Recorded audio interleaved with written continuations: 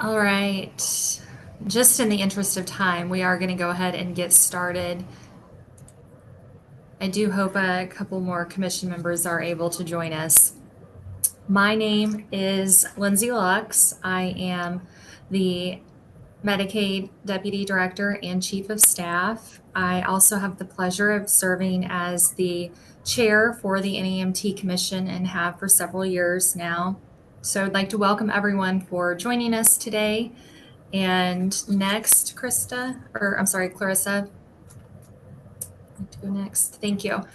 I will start by taking attendance of the commissioners that are here today. And I see Jim Degliamberto, Gary Miller, Brandy Foreman on the line. Is there anyone who I have not called upon? If you are a commissioner and you have logged into the YouTube channel, please disconnect and use the Zoom link in the calendar invite that you received. I will put a note into the chat in just a moment that also says you can enter your name to register your attendance. Next slide, please, Clarissa. We have a few things on our agenda today. Jim Degliamberto representing Verida, will go over the network performance and access. Clarissa Laval Matos, our Director of Organizational Management here within OMPP, will be reviewing program updates to the NEMT benefit and also the pay for outcomes performance of Verida. Next, I will call for a vote on the pay for outcomes payment, and then we will wrap up and adjourn. Next slide, please. At this point, I will turn it over to Jim. Jim is the COO of Verida, and this is his normal presentation that he delivers at this meeting, updated for data of the current year. Thank you. Great. Thank you, Lindsay. Appreciate it. And good afternoon, everyone. I'm Jim Degliamberto. I'm the Chief Operating Officer at Verida. We're a transportation broker for the fee-for-service population here in Indiana. And I'll just jump right into some of the numbers that we are going to present this afternoon. So next slide, please. So looking at our overall performance for the calendar year, we break it out quarter by quarter, looking at some of the major metrics or KPIs that we are tracking currently. So the number of inbound calls, you'll see this in the top line here. The number of inbound calls has remained relatively stable over the course of the year. The majority of the inbound calls are members calling to make trip reservations, scheduling transportation to and from medical appointments, or to call to check the status of their trip, or to call in for a return trip. So you're at the doctor's office and you're ready to go home, and you're calling back to us to dispatch transportation to come back and pick you up. Verida has served, it's trending down a few, roughly 240 or so members from the first quarter to the fourth quarter, but right around an average of 2,900 distinct members, unique members, have used our services in this past year. Trip volume, again, remains relatively stable, down slightly, but I believe a slight downward trend in trip volume, members served, most likely due to the overall decrease in Medicaid recipients, Medicaid members over the course of the year, as enrollments have been adjusted. Our trip completion rate remains high at roughly 98.3% at the end of the year. And again, our trip volumes, members calls, roughly down, give or take 50% from our pre-pathways volume. And again, we ended the contract year with a 98.3% completion rate. Most trips that we complete, as you can see, are ambulatory. Ended the year with roughly 22,000 ambulatory trips, followed by wheelchair, roughly 4,600 trips. Public transit is also another method of transport that we use, remains stable. as does fuel reimbursement. So we were able to reimburse members who are registered for fuel reimbursement. That remained stable right at 1,739 trips in the fourth quarter. Active providers down slightly to 118 active members, active providers rather, and then active vehicles started the year out a little over 1,000 at 1,049, and then ended the year at 894. The network remains stable, and where we do need additional vehicles, additional providers, our provider relations managers actively recruit. But given the decrease in the scope and the decrease in trip volumes and membership due to the pathways, that vehicle count and provider count um, is serving the population just fine. Can we get to the next slide, please? So trip volume, breaking down trip volume month over month, you can see, again, we average roughly 29,600 trips per month.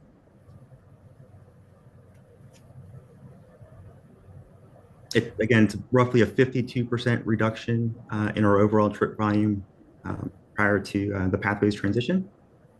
And you'll see some slight fluctuations in the amount of trips per month, mainly due to the number of travel days per month. So more business days in a month, typically the more transports that are performed. So February, typically a lower month for us, and you'll see that. And then, of course, months with holidays, December, January, more weekends than typical, we'll also see a decrease in trip volume there. But overall, we've seen a 50% reduction in our ambulatory trips, a 64% reduction in wheelchair. Public transit's down 65%, and there's been a 5% reduction in our fuel reimbursement trips. Overall, a 52% reduction in trip volume this year. Next slide, please. So looking at our complaints, we are 99.9% complaint free. And again, most of the monthly variances that you see, the fluctuations from 12 to 14, 9 to 14, those are typically due to or could be attributed to in part to the number of travel days in those months. Again, we're averaging roughly 29,000 trips per month with a complaint rate with averaging varying between 9 and 18 complaints per month, depending on the month, results in a 99.95% complaint-free trips. And again, we look at those complaints. All our complaints are reviewed at the state level. Our state operations in Indianapolis reviews those. We also look at it at a corporate level twice a month, and we're looking for any trends or any areas in which we need to address. If we go to the next slide, please.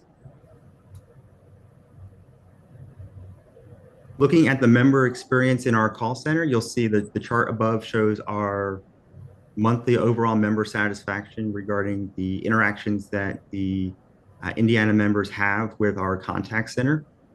So the day after a call is placed into our call center, a third-party survey reaches out to the member to verify, ask questions regarding their interaction with our call center. And so we're remaining right at about a 98% member satisfaction within our survey. Within our call center surveys. Next slide, please. Our next slide looks at our member experience with transportation providers.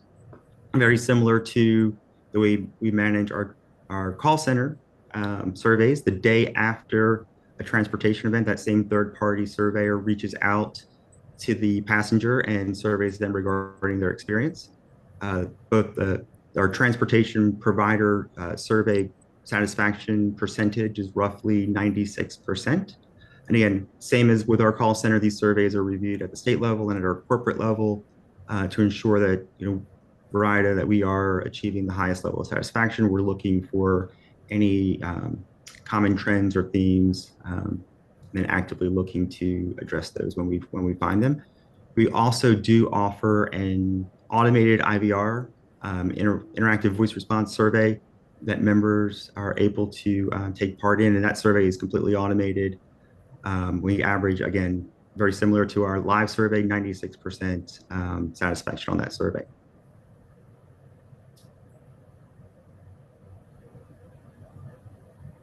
And just jumping to the next slide, we'll look a little bit at the transportation provider network. Latest data shows that we have 4 new providers in the pipeline, bringing in 25 vehicles. So as I mentioned earlier, where there is a need for transportation providers, we see an increase in trips. In some instances, transportation providers may leave the network. We're actively recruiting. Our provider relations managers actively recruit providers. We've got 4 in the credentialing process where we're gathering their information, their business licenses, insurance information, driver info, vehicle info, getting all of that data ready to bring them into the network. Again, that's 25 vehicles that are coming into the network. The existing network consists of 120 active providers with 881 total vehicles.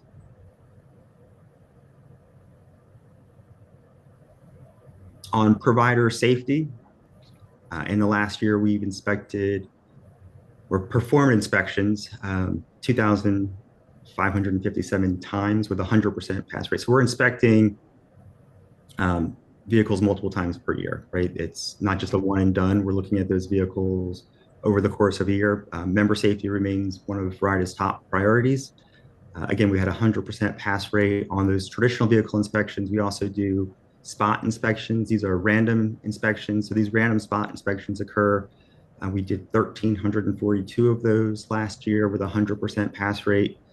There were 391 wheelchair securement inspections. So a different type of inspection where we are focusing particularly on the securement of that wheelchair to make sure that that driver understands how to properly secure a wheelchair and to make sure that that member is safe while being transported in one. Again, 100% pass rate on those wheelchair securement inspections. Again, all of these inspections are done electronically. We have a mobile application that is that the inspector goes through answering a number of questions. The typical vehicle inspection is over 70 questions.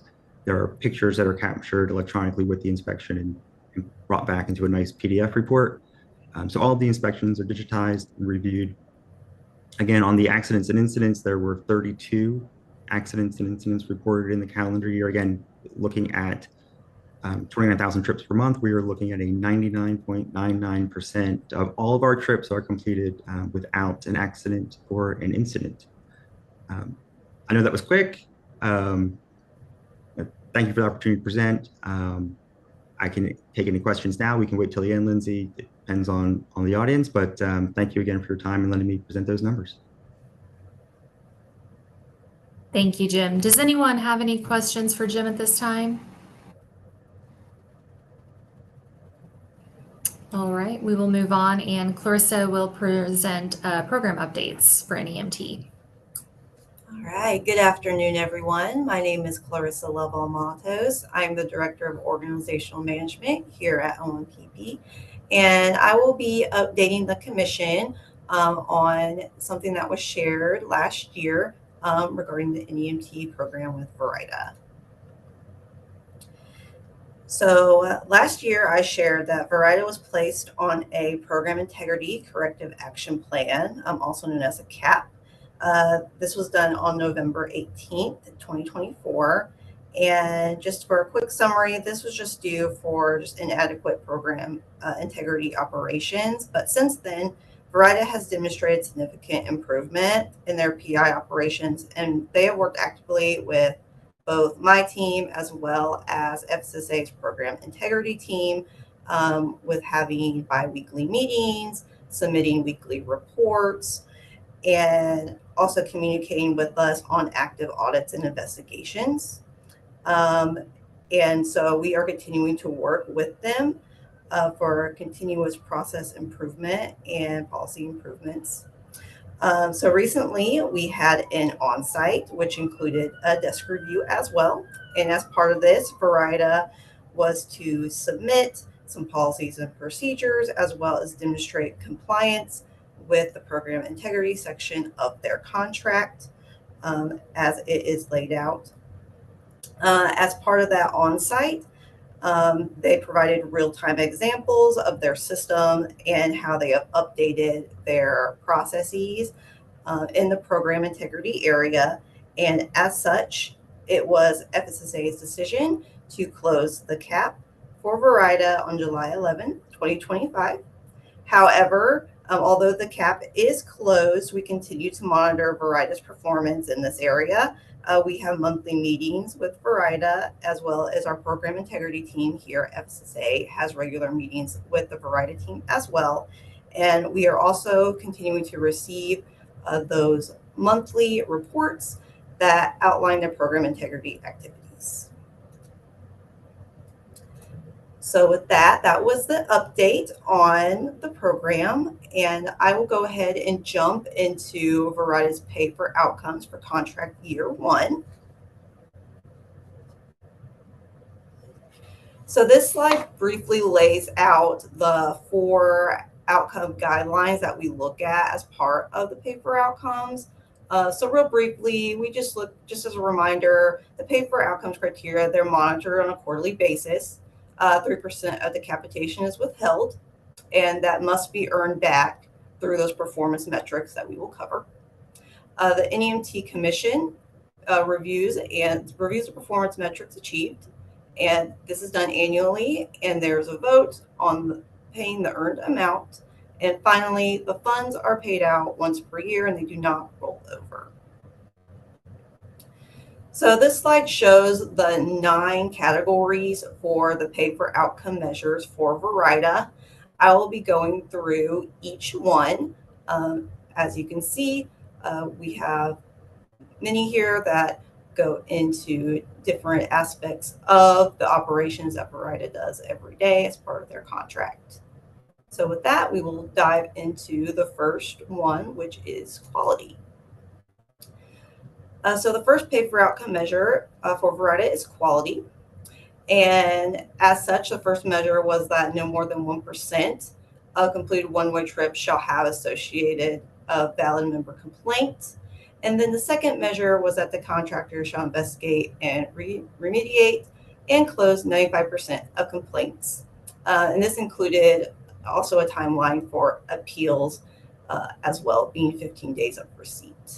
As you can see from this slide, Verida has met this metric for all 4 quarters, which indicated that the available payout was $4,683.23. And as such, Verida earned the entire payout for this metric. So the next pay for outcome category is safety. Safety has a few metrics, so the first 2 are on this slide, and then they will continue on the next. As you can see, for the first one, Verida has met all of the metrics for that quarter, as well as the second. The first safety measure is that 0% of vehicles used in a given quarter shall be found to be out of compliance with the safety and inspection standards that are set forth in the contract. And then the second is that the contractor will conduct random unannounced vehicle spot inspections. And that is to be done on at least 1/12 of authorized vehicles in each month of the quarter, which also ends up being 8.33%. And continuing with safety, the third measure was quality. The third measure was quarterly. Contractor will conduct at least 75 separate wheelchair securement inspections. And as you can see, Verida met that for each quarter. And for the fourth, I won't read this entire thing here, but just real quickly, that 100% of transportation providers and drivers who provide services in a given quarter, they shall meet the contractor's licensing, training, and those standards there. And as you can see, for each quarter, Verida has met this at 100%. So the available payout for safety was $67,024.85, and Verida earned the entirety of this payout for the safety metric. Okay, the next measure was call center. And again, call center has multiple measures associated with it. So here are the first three on this slide, and then it'll continue on to the next. So the first slide you will see for the first one is that monthly average speed to answer calls shall not exceed 45 seconds. Verida unfortunately did not meet this metric in the fourth quarter, which is indicated by the N there. And for measure 2, the broker shall ensure that the website and mobile application are available and operational. And again, this is a pass-fail, and Verida passed this for all 4 quarters. And the monthly loss call, which is the abandonment rate, shall not exceed 5%. And again, unfortunately, Verida did not meet this metric for quarter 4, which is indicated by the N there. Continuing on with call center, number 4, the broker must immediately report any failure of helpline operations. This is a pass-fail metric, and Verida passed this for all 4 quarters. And then 5, an answering machine, voicemail, or answering service must be available for after-hours calls, and this needs to be 100% of the time. And Verida did successfully achieve this for all 4 quarters. And the final one here for call center is that 85% of all issues from callers should be resolved on the first call. And then there's a little bit more information there listed for this metric that I won't dive into, just discussing that it needs to be within 1 business days and additional items. This had to be greater than or equal to 85%.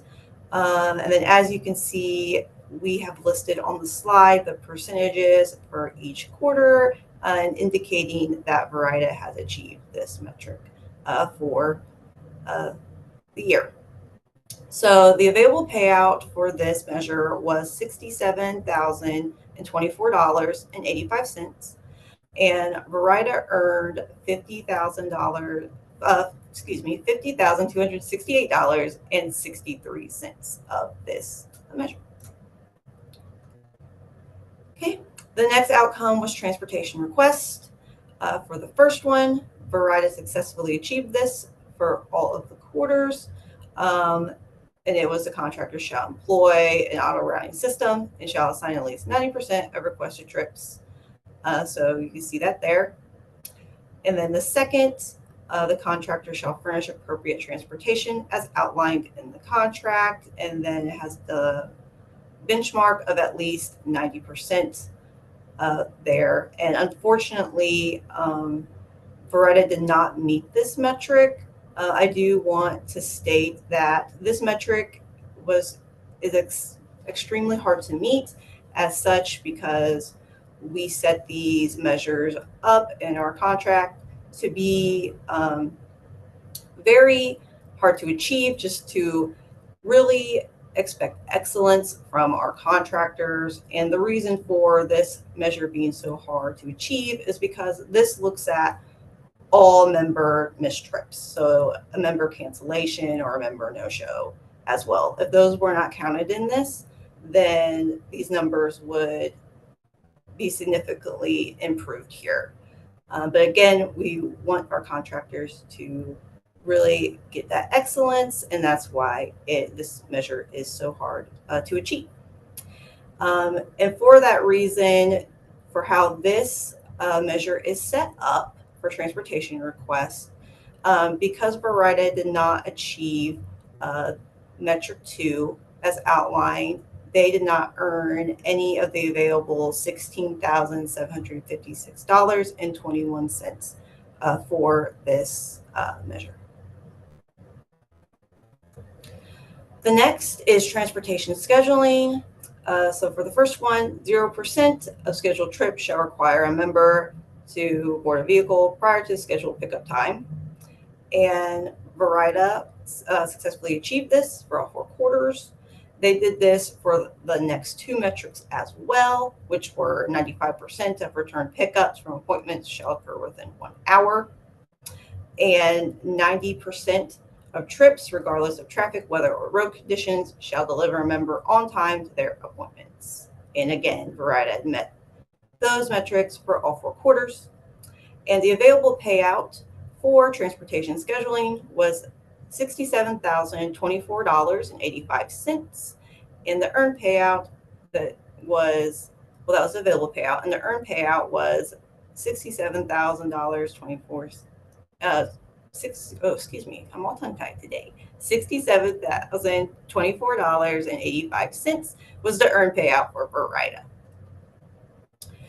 And then continuing with transportation scheduling, here's additional ones that were also looked at as part of the measure that were pass-fail.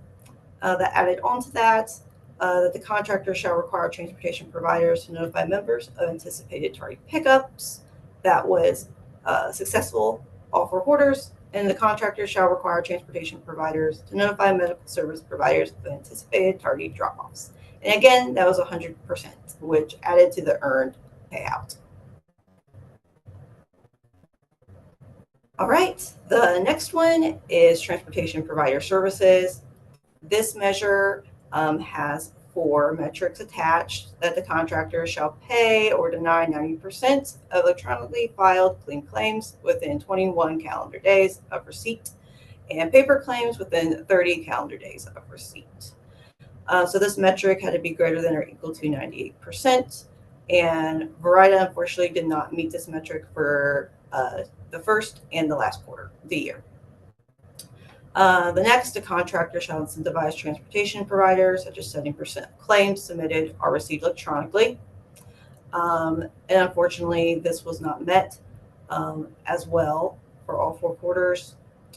And then 3, the contractor shall ensure an adequate provider network exists and ensure the quarterly no provider sign rate does not exceed 5%. This was passed by Verida for all 4 quarters. And the last measure was a pass-fail, and it is detailed regional gap report is submitted and approved monthly. And they successfully did that for each quarter of the year. So the available payout, it was $67,024.85. Since 2 of the metrics were missed, the earned payout that Verida would receive would be $25,134.32. The next measure is member education. And this includes contractor shall attempt to contact and educate all members who do not appear for a scheduled pickup. And again, Verida met this metric for each of the quarter. And then 2, member no-show will not exceed 1.5% for scheduled pickup. And Verida unfortunately did not meet this for 3 quarters of the year, but it was successful at the 4th quarter. They did meet it. And number 3, the contractor must create and submit an outreach strategy if they receive more than 2 complaints from a single facility. This was a pass-fail, and Verida successfully achieved this measure. So as part of this, the available payout was $22,314.62, and the earned payout was $13,963.50. The second to the last measure, this is encounter data competency and timeliness. And this measure was looking at that the broker shall deliver no less than 98% of the encounter data contemplated by the contract within 21 days of adjudication. And Verida successfully met this metric for all of the quarters. The available payout for this was $22,341.62. And as I mentioned, Verida earned the entirety of this measure. And finally, the final measure was report accuracy and timeliness. And this includes these 2 metrics here on the slide. And the first one is the contractor shall furnish all reports on or before their due date of the contract. This was pass-fail, and Verida achieved this for all 4 quarters. And the second was the contractor shall furnish all reports accurately such that corrections and resubmissions do not occur. Again, this was a pass-fail, and Verida achieved this for all 4 quarters. The available payout for this measure was $22,341.62, and Verida earned the entirety of this measure. So with that, this is just a brief summary of everything that I went over. As you can see down at the total that was available for payout, it was $446,832.31. And of that availability, Verida earned back $312,782.62. So with that, if there are no questions, I will now turn it back over to Lindsay. Thank you. Thank you, Clarissa. Does anyone have any questions for Clarissa?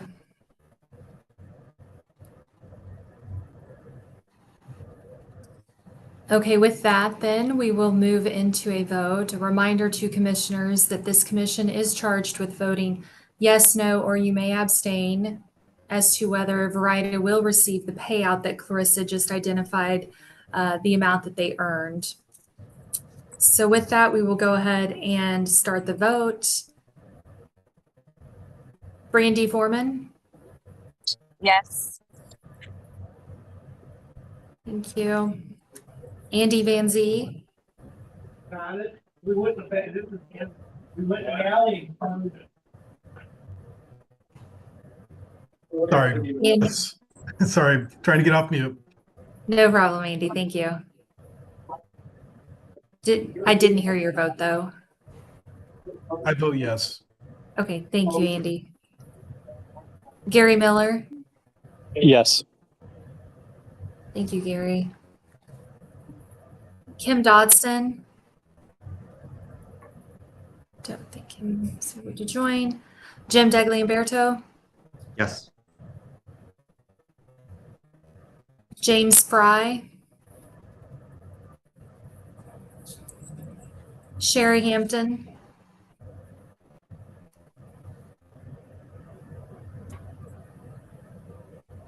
And that leaves me as the final vote, and I will also vote yes.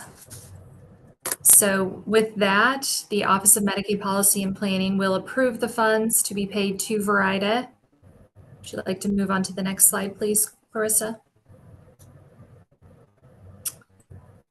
Does anyone have anything that they would like to discuss before we adjourn? All right, I will adjourn the meeting. There are a couple of additional slides, Clarissa, if you'd like to. Commission materials are available. You can Google search Indiana FSSA NEMT to find them, or the link is available here. So, Lindsay, can I ask a couple questions just real quick? Please. Sure. Contract-wise, what's the time frame of the current contract?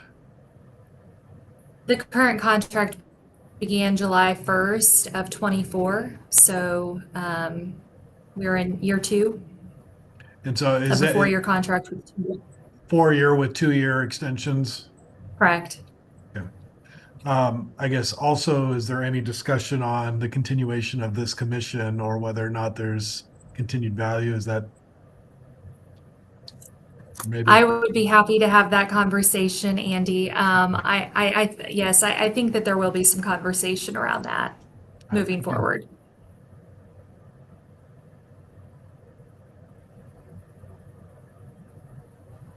Anyone else? All right. I thank you for your time today, and I hope